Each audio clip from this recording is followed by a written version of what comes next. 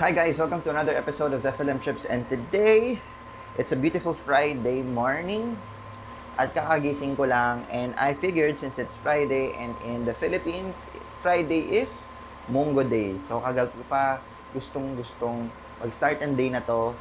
I even dreamt about it, cooking munggo today. So it's just a very relaxed Friday morning and I wanted to cook for you guys.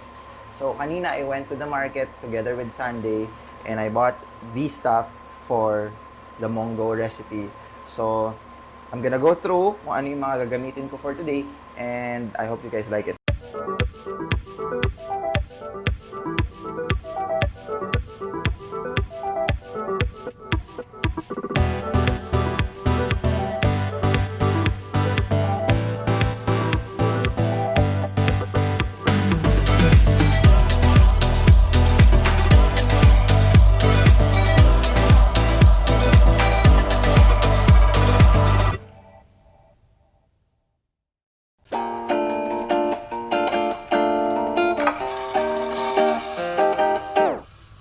Of course, I got pork. So we'll be using pork for this recipe. So it's just 1/4 of the pork meat with a little bit of fat. Yes. And then we have onions, garlic, tomatoes, dahon ng malunggay. So this is moringa. Apparently this is good for your health. And to top it all off is this special pork chicharon from the market. So yes, and I crushed it. I just crushed it into little bits and then put it here. And you can't go wrong with magic setup. What I did is I just boiled the munggo bean. So as you can see, it's still boiling, and I'm making it to the right consistency before I start to saute the stuff. So in a pan, make it heat up. Then let's put a little bit of oil. There. Spread the oil evenly.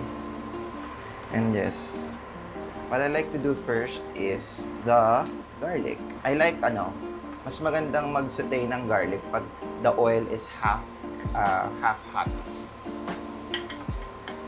or medium heat pa lang siya. Kasi pag masyado nang mainit, baka masunog naman. The flavor will stick to the pan and that's what we want. Of course, we also want the tomatoes. Bakit yung iba? Tomatoes ang sabi. To me, it's tomatoes. Yan, let's mix it all up. Actually, madali lang ito. Pagsasama-samahin mo lang talaga eh. Yan, and of course, the onion. So what we want is to create the sauteed mixture and then saute the meat with it and then just add the munggo. That's how simple this recipe is. Actually, ewan ko, pag ako nagluluto, parang I always like sauteing in anything. Pati nga sinigang eh. Sinigang, nilaga, lahat sinusaute ko. Hindi ko alam bakit. But I think because it tastes so much better for me. Because the flavors sobrang pumapasok sa loob ng meat. So once all of those are together, I'd like to put the meat. So just 1/4 of the pork. I can tell that the flavors are all mixing up together. As you can see, the tomatoes are not that withered yet. Tapos nilagay ko na yung meat. Well, I did that in purpose kasi tatagalan natin yung pag-saute nito, and by that time, mag-wither na siya. So, kung hindi ko pa siya ilalagay, kailangan unahan natin siya bago siya mag-wither. Beautiful mixture, the fat and the garlic and another secret ingredient for this is I usually put fish sauce. For Filipino recipes, when you put fish sauce in anything, it turns everything so good. Well, in cooking not as a sausawan, but cooking. I don't know, it blends well with the meat eh. If you guys are interested in these kinds of content, do comment down below. And I would appreciate if you guys would subscribe. Kasi super interested talaga ako in vlogging. And it's super different from what I do as a profession. So as a director, of course, everything should be polished. But with vlogs, I can get away with raw editing and stuff. But yeah, I love it. Cooking the meat, letting all the flavors sip in.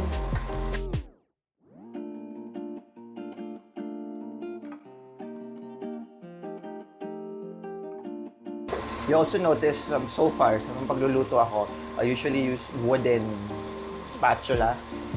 I don't know, makes it more rustic.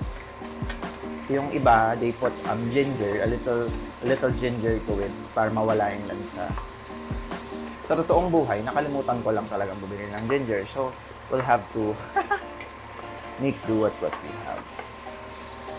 Okay, so once all of that are all sauteed and you want the consistency of the pork, since maliliit naman kasi yung pork, madali siyang maluto. All you have to do is actually boil it further.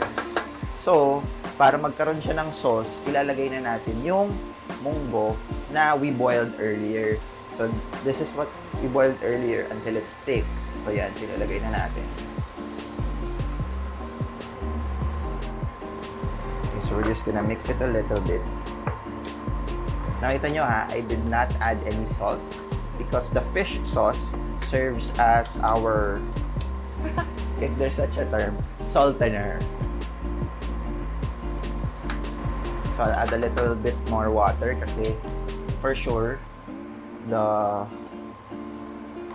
meat and the munggo beans will absorb all of that water. So just enough for it to be submerged. And then we will put a little bit of the magic sarap. Just a handful. Not really handful, but I don't know, that yung lubog sa loob ng kamay mo. And then just, yan. And cover it. Then let's see later. So, it has been boiling since kanina. So, we'll open it.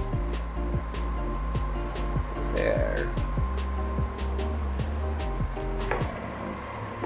Mix it all together.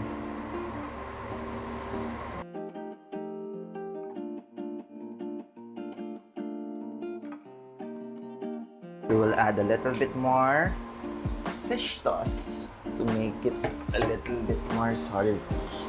Medyo matabang pa siya. I don't know if you've tried it. I've tried making munggo with chicken also. Sarap din yun. Perfect. So now that it's boiling and we have the right flavors, I would turn it off, and then what we will do is put the leaves, the moringa leaves, the malunggay leaves, mix it. Notice that I turned off the heat before I put the leaves kasi mabilis malanta ang leaves. So when you put it, allow it lang just to wither gently, but yeah. And lastly is our chicharon bits. So yeah, let's put the chicharon bits. Oh, this is gonna be so good. There you go. Stop.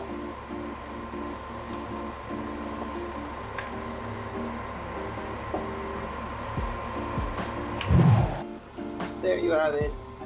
That's how you cook munggo. Yay, that's my munggo. Thank you guys for watching.